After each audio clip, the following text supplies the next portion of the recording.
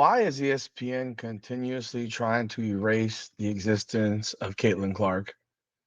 I did a short video on it yesterday, and now I'm doing a more longer form video because it's becoming absolutely ridiculous what we're watching, what we have seen throughout the NCAA tournament in a year where you knew there'd be a droppage in viewership. You knew it. They have done everything humanly possible to make it seem like Caitlin Clark wasn't here last year. It's crazy that they made it seem like Caitlin Clark just wasn't here last year. They did a lot of comparing of the tournament from,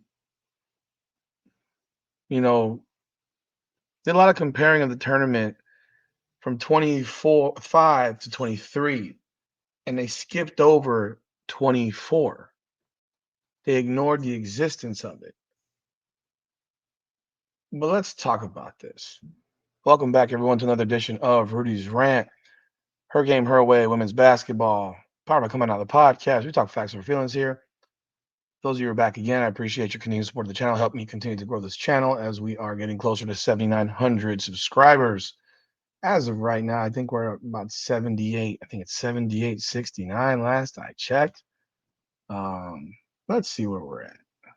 Help me get there. All I gotta say is help me get there because we're 78.72. That's nice. I appreciate that. we jumped close to 100 subs in the past like 3 days, which is great.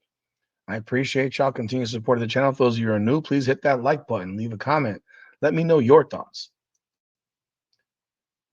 Last year, these were the numbers.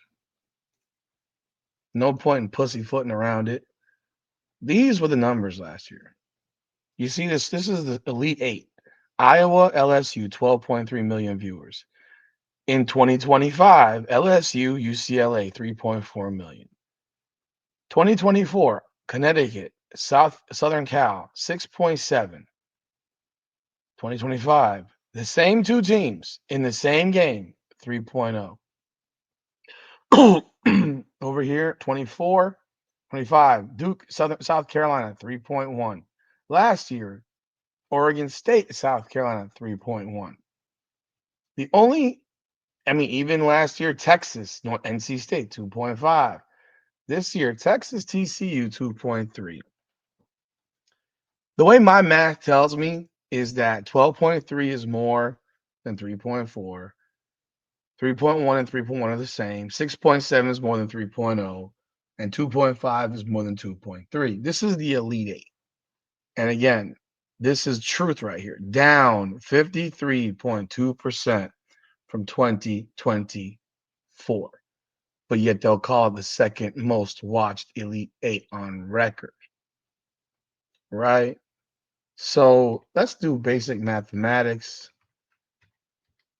And let's go take a look at what we had. We had 24.6 million viewers last year in the Elite Eight. This year, in the same Elite Eight, we got 11.8. So 24.6, 11 point, that's 53.2% drop from last year.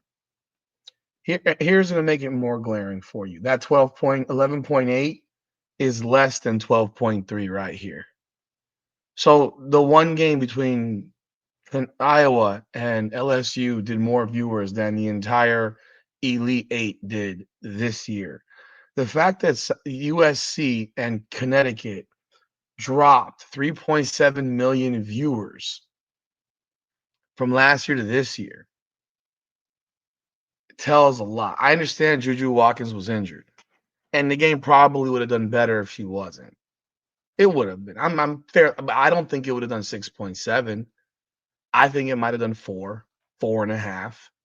Remember how they graded last year's ratings? It was off of 66% households, whereas this year they're doing it off of 100% households. So you have that. And then you have what popped up for the Final Four. This is the Final Four. And now with the Final Four, they called the third most watched NCAA women's national semi since 1995. Bro, I graduated from high school 2 months after the Final Four in 1995. High school. They're using 30 years. We all know it's not first because last year Caitlin Clark did 14.2 million viewers in the Final Four. 14.2. And South Carolina, NC State did about 6 to 7. Again, there was an effect that Caitlin Clark had on the women's game that changed the sport.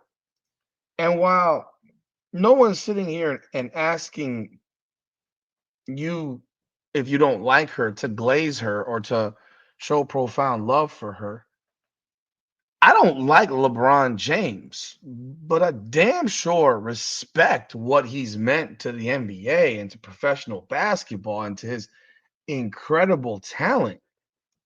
And people that don't like Caitlin Clark for whatever reason, and really, I don't even know why. I don't even know why anymore because first it's she doesn't support this, or then she does support. Then it's the fans who don't. It's like all over the place, right? So you got 7.8 million viewers, and so it was 46%, 45.1% worse, the combined viewership to Caitlin Clark's one Final Four game. Now, if you then include the 18.6 that she had in the national championship versus South Carolina, and we'll get the ratings for South Carolina, UConn probably tomorrow, and we'll see that it was probably sub 7. And I'm sure they will say that it's the second or third or fourth most watched. It can't be second because Iowa LSU was the second most watched, I believe, at 9.9 in 2023. Even 2023's ratings were all because of Caitlin Clark for the most part, especially after the Sweet 16. But if you look at this, if you look at these numbers, this is a disaster. Not to mention the games were unbelievably horrible, which doesn't help. Because if you're a casual person watching, you probably turn the games off at a certain point because they weren't worth watching. Nonetheless, you have ESPN continuing to try to erase the existence of the most important player in women's basketball history. And I can only ask the question, what would the response be from people if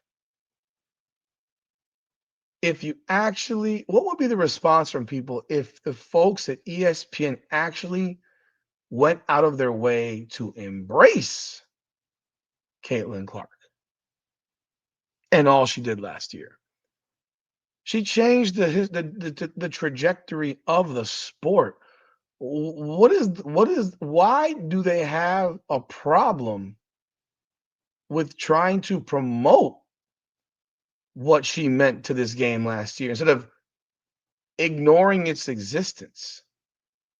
And people will say, oh, well, we can't make that comparison because then it makes them look bad this year. No, it's the truth. It actually shows you how important she was to the sport. And the fact that they're still doing better than they were 2 years ago also tells you that her impact on the sport did carry over somewhat to this year because people weren't watching as much before her. And at the same time, if you embrace her, because ESPN did the Bird Tarazi show today did bring her on to speak as a guest.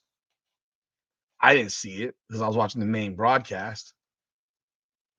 But if you had actually embraced her, a lot of the fans of hers that have been completely turned off by the way,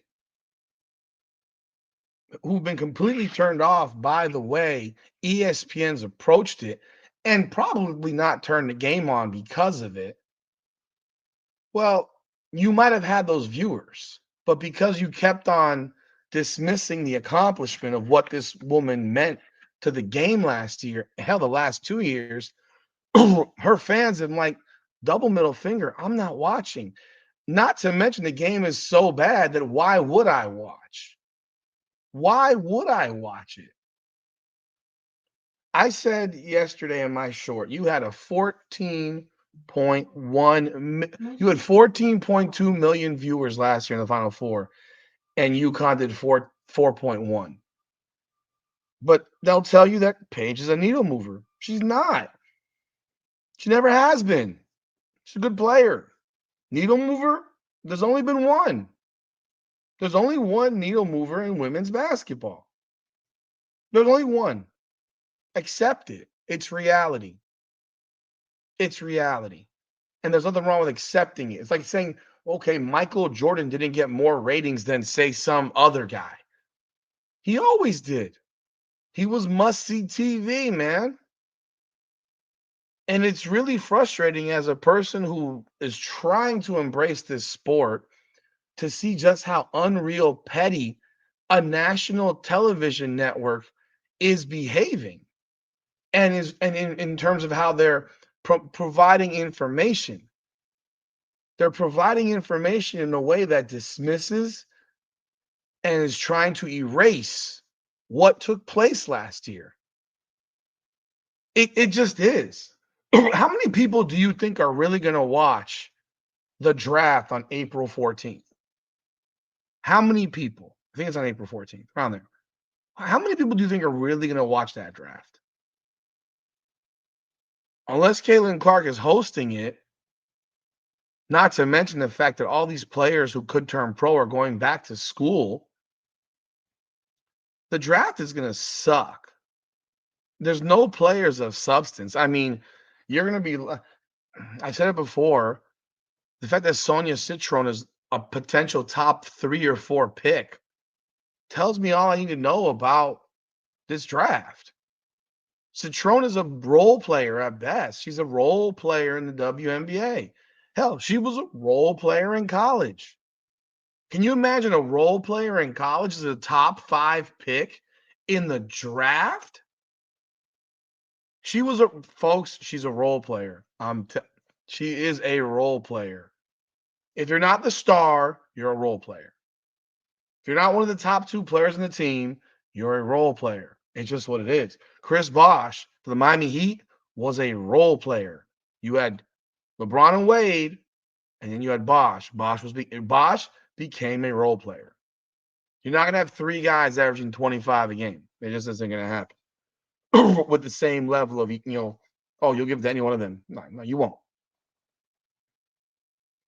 But ESPN's been doing this now the entirety of the tournament, and obviously we don't have the ratings yet for the championship. I don't think it'll be more than 7 million, which is still a really good number because that would be more than they've done in a while. But it could be less. It reasonably could be less. 4 point. And then you have the people that are complaining about the fact that now, oh, why isn't this a primetime game? Do you really think people were going to watch this at 8 o'clock on a Sunday night? First of all, last year was at 3 o'clock in the afternoon and nobody complained. Nobody complained. It was at 3 in the afternoon. No one complained, and it did the greatest ratings of any sporting event that was not the Super Bowl in this country. But now this year, it's a problem. Saturday was on primetime, and Friday was primetime. Nobody watched it comparatively. And you think that ABC is going to give up primetime coverage to this? First of all, Sunday afternoon is primetime for sports. The Super Bowl is at 6. 6 o'clock is not prime time on any planet. Prime time is 8. Prime time is 8 p.m. Eastern time. 6 o'clock is not prime time. Where was the Super Bowl this year? It was in New Orleans. That means it was at 5 o'clock Central time, 4 o'clock Mountain time, 3 o'clock Pacific time. The game was live from its location at 5 o'clock in the afternoon. That is not prime time. You want to know why no one would ever ask Super Bowl to be at 8 o'clock? Because they don't want to, because the game's going to end at 1 o'clock in the morning. This game is going to end at 1 o'clock in the morning. You know what's starting to hurt the men's tournament is that the game doesn't start at 9. The game is supposed to start at 9. It doesn't start at 9. It starts at damn near 9:30. Monday night, people are in bed by 11:30. They're not staying up till midnight, let alone potentially later to watch post game and shit like that. But now all of a sudden it matters? No, it only matters because you think you'll get more viewership at 8 o'clock, and the fact is you wouldn't. Friday night showed you that you wouldn't. Friday night showed it.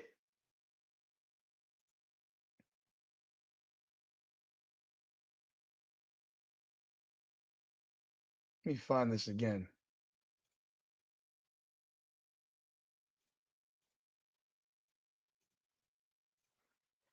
You see this right here? You see this right here? 3.4 million. This was the highest viewed game this weekend. That game was at 5 o'clock or 3 o'clock, like at 5 in the afternoon.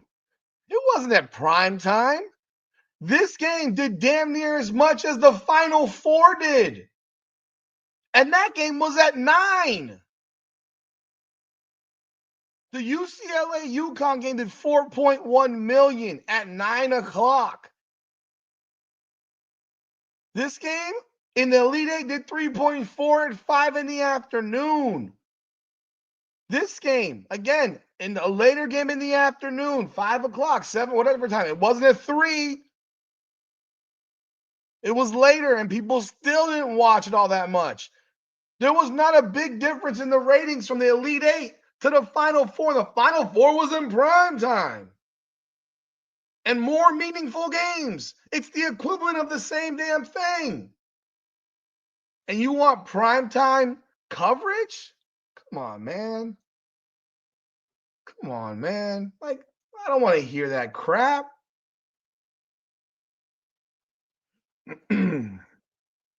But yet you'll keep on trying to erase the existence of the greatest thing you've ever had in college women's basketball. And I just find it sad. I find it sad. Because it doesn't make sense. If you this is not the shit that people say, oh, they should have all kissed Caitlin Clark's ass. And then, no, I never said that. But you can acknowledge somebody. You can not act as if they did not exist. You can act as if they had a massive impact on your sport. Like, why is that hard? No, instead, let's make graphics that say 25% increase since 2023. No, it's not. From 20. No, it's not. Because you skipped 24, where there's a massive decrease. Just acknowledge that that woman is must-see TV, and you'll never see that again. She's an outlier. She's an outlier on reality. She's been an outlier on reality for the WNBA, and they're using it to get a better deal in the collective bargaining. If Paige was such must-see TV, they would have had 14 million people watching her on Friday night. If she's must-see TV, there'll be 18 million watching her this afternoon. I guarantee you it won't do a fraction of that. And people weren't watching Caitlin because she's white. People were watching Caitlin because she did some shit we never saw before. Still shit we've not seen before from any other woman athlete on a basketball court. I'll tell you this. Sarah Strong is a beast, a monster for UConn. She's their best player, by the way. She's their best player. It wasn't Paige, and it wasn't AZ Flood. The most complete player on that team is Sarah Strong.